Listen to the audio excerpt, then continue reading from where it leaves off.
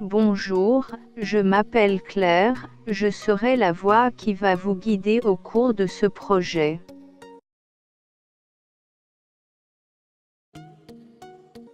Un jeune, c'est bien évidemment vous. En fait, chacun de vous est un adolescent. À l'exception de Wissam, il est encore plus jeune.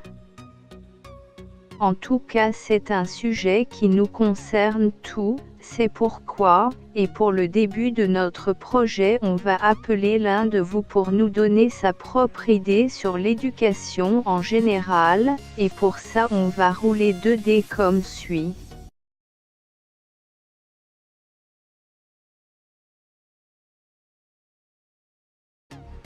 Et c'est numéro 7 qui va nous parler de son expérience éducative. Vous avez 30 secondes, commencez et merci pour vos remarques.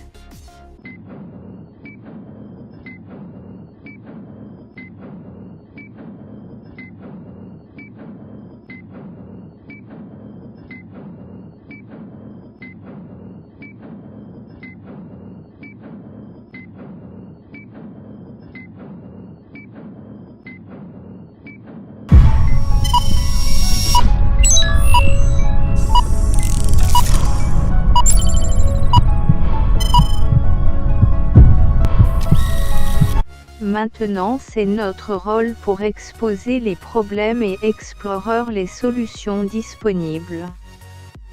Pour cela on va commencer logiquement par l'exposition des problèmes. L'éducation est l'arme la plus puissante qu'on puisse utiliser pour changer le monde, dit Nelson Mandela, mais les jeunes en Tunisie y trouvent beaucoup de problèmes comme il est entendu dans les espaces scolaires. On distingue 2 types majeurs de problèmes. Celles en relation avec le système pédagogique d'un part et celles concernant les relations. Selon des statistiques modernes, 1 500 000 des élèves pas satisfaits ou à l'aise avec le système courant. L'ensemble prétend que les problèmes sont comme suit.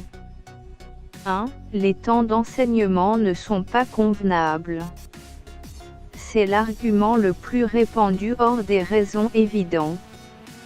En fait, même les gens responsables de rédiger, étudier et critiquer ce système derrière les coulisses admettent ce fait, mais les procédures qui doivent être faites restent absentes. Ce qui soulève beaucoup de questions sur l'efficacité de tout le système éducatif. 2. C'est un problème bien spécifique qui est le changement presque brusque et surtout non justifié des langues d'apprentissage, précisément les sciences.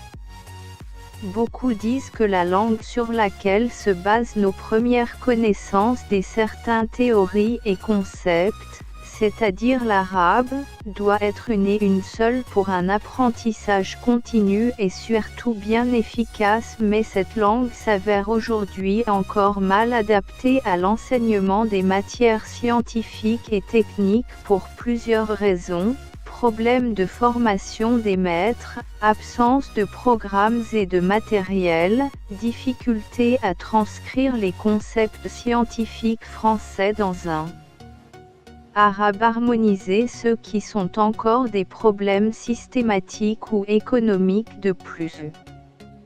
Les étudiants se trouvent alors partagés entre la volonté d'affirmer l'identité tunisienne à travers la langue arabe et le constat que l'étude du français s'avère indispensable, alors que les gouvernements tunisiens successifs mènent des politiques linguistiques variables qui, compte tenu de l'importance du français dans l'enseignement supérieur, ont profondément conditionné l'évolution du système éducatif tunisien, mais c'est tout un autre sujet pour une autre fois.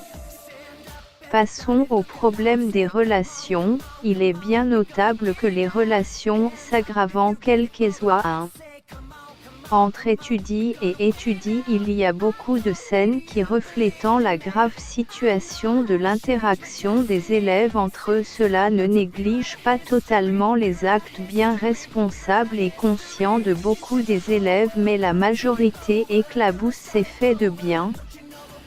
Pourtant, copains-copines, camarades de classe, amis de lycée, les relations interpersonnelles sont cruciales dans le développement de l'enfant. Comment s'instaure-t-elle? Exerce-t-elle des effets sur les résultats scolaires?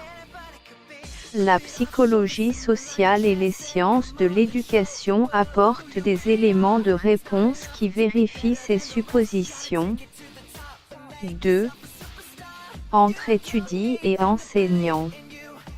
On n'est pas en train d'essayer de poser une idée pessimiste dans ce projet, mais c'est la vérité douloureuse.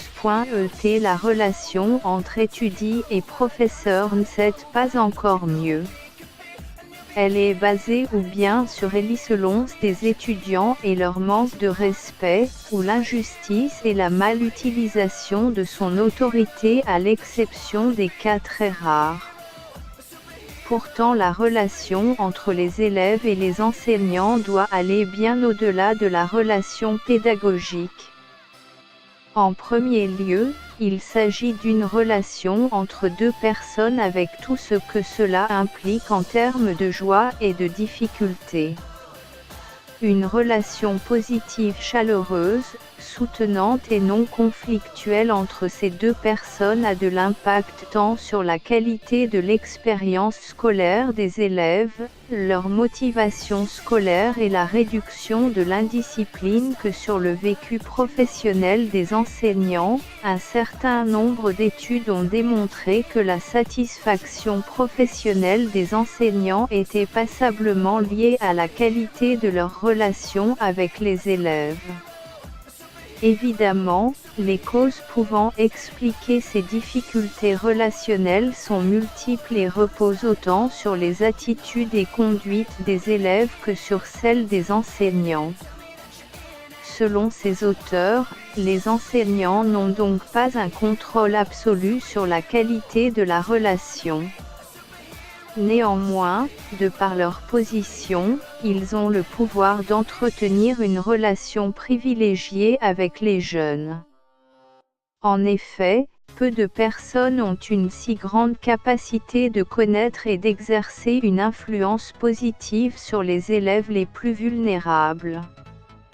À ce sujet, Boris Cyrulnik, éminent auteur français et spécialiste de la résilience chez les enfants maltraités, écrit ceci: quand un enfant flotte trop près d'un prédateur, une simple main tendue devient un appui qui pourrait le sauver.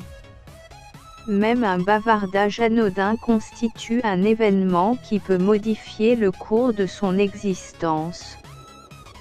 C'est souvent comme ça que les enseignants sont efficaces, autant que par le déversement de connaissances abstraites.